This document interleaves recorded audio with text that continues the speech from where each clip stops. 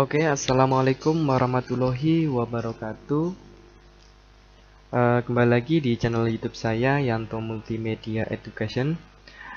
Pada video kali ini saya akan melanjutkan video di materi pembelajaran matematika di video yang lalu, yaitu tentang teorema Pythagoras, tepatnya di kelas 8 MTS semester genap tahun pelajaran 2020-2021. Di video yang kemarin sudah saya jelaskan konsep-konsep tentang teorema Pythagoras. Jadi kemarin konsepnya ada dua, yaitu kebenaran teorema Pythagoras dan penerapan teorema Pythagoras pada segitiga. Dan di terakhir videonya kemarin ada bentuk-bentuk soalnya. Jadi untuk video kali ini kita akan membahasnya adalah membahas fokus ke bentuk-bentuk soal atau model-model soal di materi tentang teorema Pythagoras.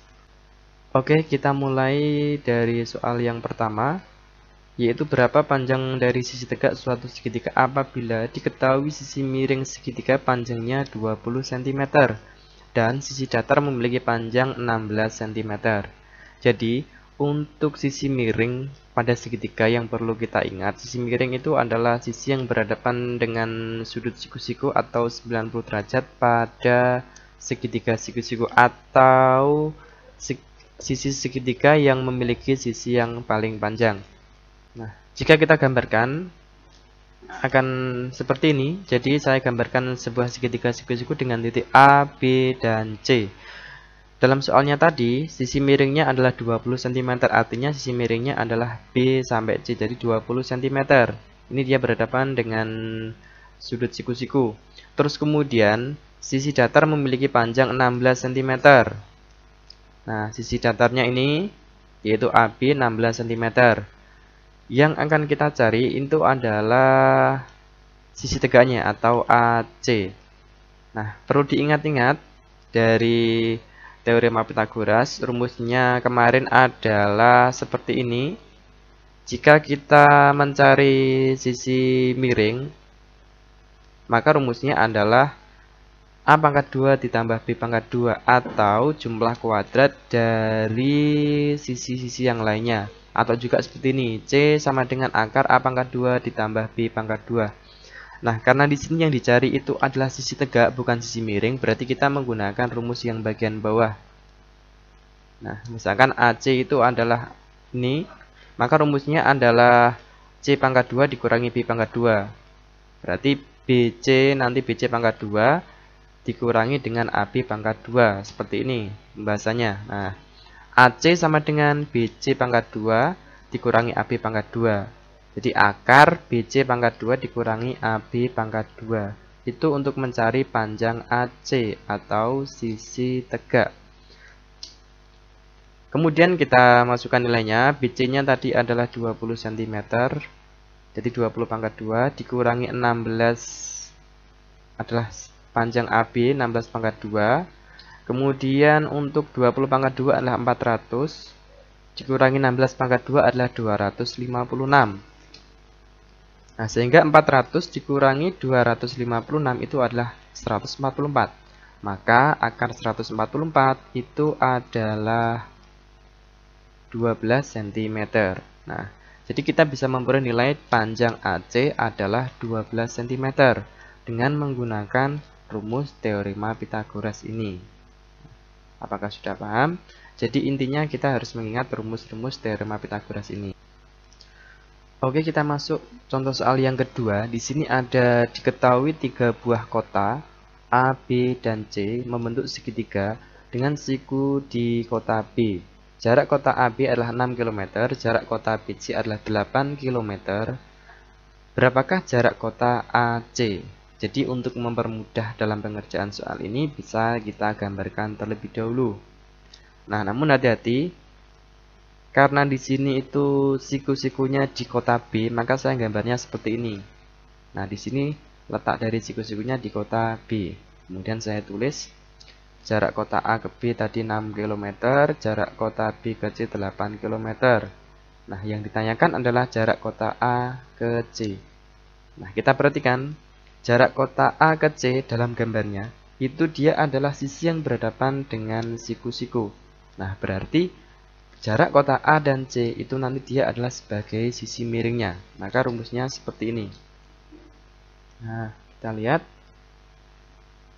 Jadi, AC sama dengan AB pangkat 2, akar AB pangkat 2 ditambah BC pangkat 2. Sehingga AB-nya 6 pangkat 2 tambah 8 pangkat 2, yaitu 36 tambah 64, yaitu akar 100. Jadi, AC itu adalah akar 100 adalah 10. Maka, jarak kota A dan kota B, jarak kota A dan kota C maksudnya, itu adalah 10 km.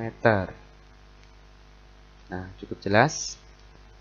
Jadi, ini yang perlu dihati-hati adalah dalam penggambaran siku-sikunya di kota B.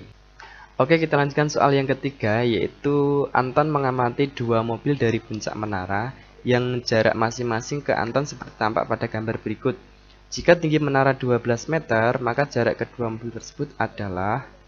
Nah, gambarnya seperti ini, ada tinggi menaranya 12 meter, dan jarak mobil pertama dengan puncak menara adalah 20 meter, dan jarak mobil kedua dengan puncak menara adalah 13 meter. Nah, bagaimana cara mengerjakannya? Sebelum kita kerjakan, kita pahami dulu gambarnya. Di sini untuk yang 20 meter atau jarak mobil satu dengan puncak menara, itu dia adalah sebagai sisi miring, karena dia berhadapan dengan sudut siku-siku dalam segitiga. Jadi ini segitiganya. Terus yang kedua juga sama, yang 13 meter juga sama, dia sebagai sisi miring dengan segitiganya ini, segitiga yang kecil. Nah, kemudian cara mengerjakannya kita cari terlebih dahulu jarak M1 atau mobil pertama dengan dasar menara menggunakan teorema Pythagoras. Maka seperti ini. 20 meter pangkat 20 pangkat 2 dikurangi tinggi menaranya 12 pangkat 2. Nah, kemudian 20 pangkat 2 400, 12 pangkat 2 adalah 144. Maka 400 kurangi 144 adalah 256. Maka akar 256 adalah 16 meter. Jadi kita bisa memperoleh jarak antara mobil satu dengan dasar menara adalah 16 meter. Kemudian kita cari yang jarak yang kedua antara mobil 2 dengan dasar menara, tapi menggunakan 13 meter, bukan 20. Maka 13 pangkat 2 dikurangi 12 pangkat 2, yaitu 169 dikurangi 144. Maka akar 25 sama dengan 5 meter. Jadi jarak antara mobil yang kedua dengan dasar menara adalah 5 meter. Nah, selanjutnya kita cari jarak antara mobil satu dengan mobil yang kedua yang ini.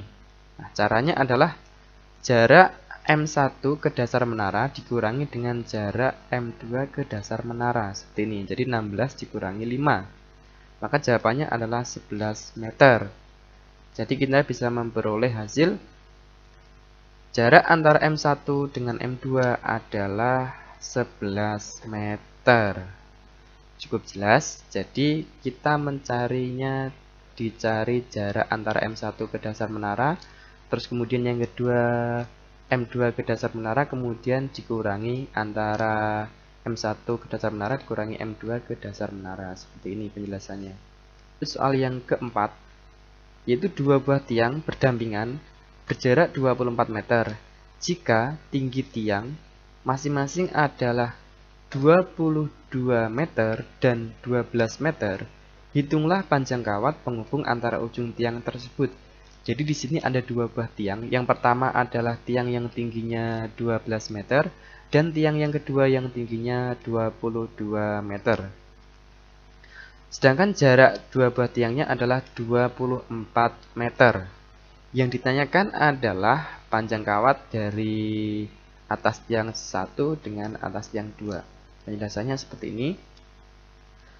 A merupakan tiang pertama dengan tinggi 12 meter. Dan B merupakan tiang kedua dari tinggi 22 meter. AB merupakan panjang kawat penghubung antara tiang A dan tiang B. Dengan menggunakan teorema Pythagoras, panjang kawat penghubung kedua tiang dapat kita cari.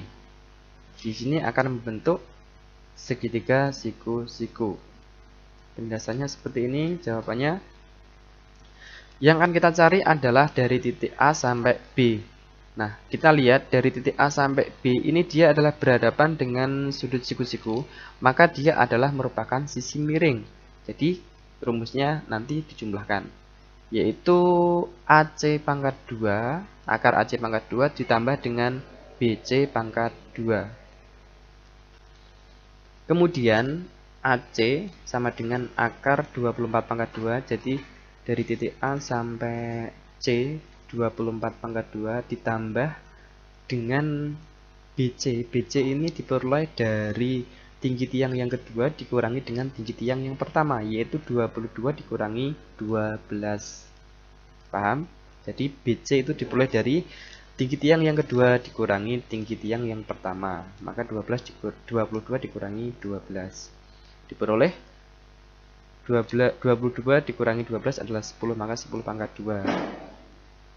Jadi 24 pangkat 2 adalah 576 ditambah 10 pangkat 2 adalah 100. Maka jawabannya adalah akar 676. Nah, akar 676 itu adalah 26 meter. Jadi kita bisa memperoleh panjang kawat penghubung antara ujung tiang tersebut adalah 26 meter. Cukup jelas? Kita lanjut soal yang terakhir, yang kelima.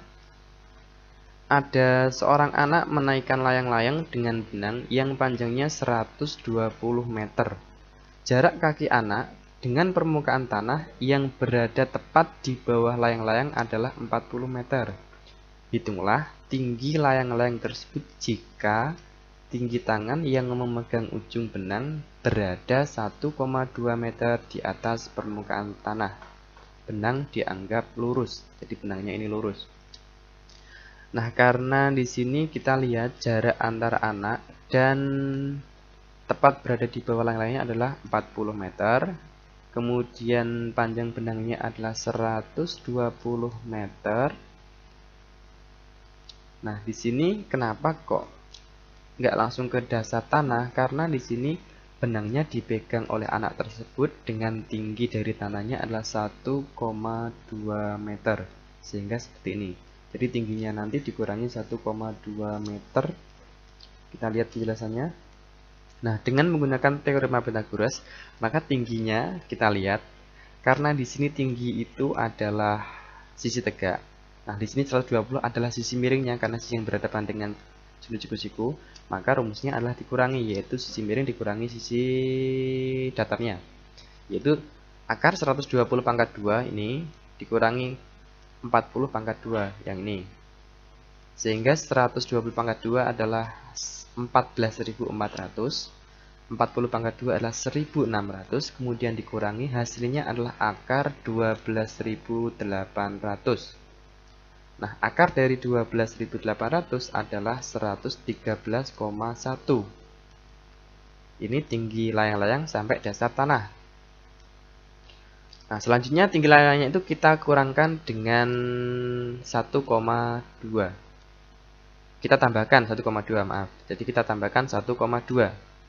Jadi ini 1,2 ditambahkan karena dia itu benangnya dipegang 1,2 meter di atas permukaan tanah, maka ditambahkan, yaitu 113,1 ditambah 1,2 sama dengan 114,3 meter.